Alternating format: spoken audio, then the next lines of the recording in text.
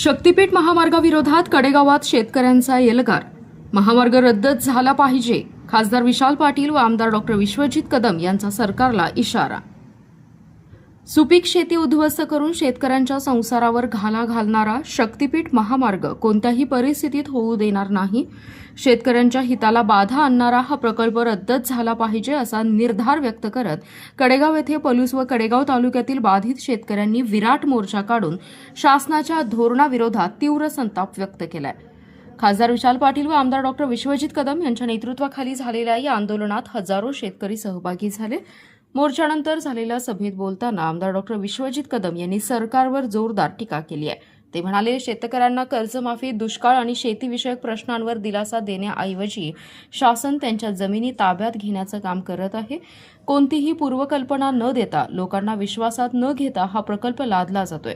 रात्री अपरात्री पोलीस बंदोबस्तात जमिनींच्या मोजण्या केल्या जात असून गेल्या काही महिन्यांपासून हा सर्व प्रकार गुप्तपणे सुरू आहे. प्रशासन आणि शासनाकडून कोणतीही स्पष्ट माहिती दिली जात नसल्याने शेतकऱ्यांमध्ये भीतीचं वातावरण निर्माण झालंय.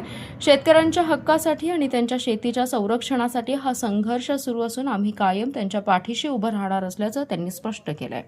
खासदार विशाल पाटील यांनी सांगली जिल्ह्याच्या संघर्षशील परंपरेची आठवण करून देत शासनाला इशारा दिलाय. ते म्हणाले, सांगली हा क्रांतिकारकांचा जिल्हा असून इथे दडपशाही चालणार नाही. जिल्ह्यात विविध गुन्हेगारी घटना घडत असताना पोलीस यंत्रणेला त्यासाठी वेळ नसतो. मात्र पहाटेच्या वेळी फौज फाटा घेऊन शेतकऱ्यांच्या जमिनींची मोजणी केली जाते. डॉ. पतंगराव कदम यांनी या भागात पाणी आणून शेतीला नवं जीवन दिले. शेतकऱ्यांची कष्ट करून जमिनी सुपीक केल्या आहेत. मात्र आता शासन त्या विकासावरच घाला घालण्याचा प्रयत्न करत आहे. हा प्रयत्न यशस्वी होऊ दिला जाणार नाही असं त्यांनी ठामपणे सांगितलंय. श्रमिक मुक्ती दलाचे नेते डॉ. भारत पाटणकर यांनीही शासनाच्या भूमिकेवर टीका करताना ही लढाई दुसऱ्या स्वातंत्र्य चळवळीप्रमाणे लढली जाईल असं सांगितलं. विकास म्हणजे शेतकऱ्यांच्या शिवारात पाणी पोहोचणं, ग्रामीण भागात रोजगार निर्माण होणं आणि शेती समृद्ध होणं असं आहे. शेती उद्ध्वस्त करून विकास साधता येत नाही. शक्तीपीठ महामार्गाविरोधातील या आंदोलनात बाधित शेतकऱ्यांच्या खांद्याला खांदा लावून शेवटपर्यंत लढणार असल्याचा निर्धार त्यांनी व्यक्त केलाय. यावेळी रयत शिक्षण संस्थेचे उपाध्यक्ष महेंद्र लाड, डॉ. शांताराम कदम, ऋषिकेश लाड, डॉ. जितेश कदम, डॉ. दीपक लाड यांच्यासह विविध संघटनांचे पदाधिकारी, लोकप्रतिनिधी आणि कडेगाव पलूस तालुक्यातील मोठ्या संख्येने शेतकरी उपस्थित होते. जमीन वाचवा, शक्तीपीठ हटवा या घोषणांनी परिसर दणाणून गेला असून या आंदोलनामुळे शक्तीपीठ महामार्गाचा प्रश्न पुन्हा एकदा ऐरणीवर आलाय.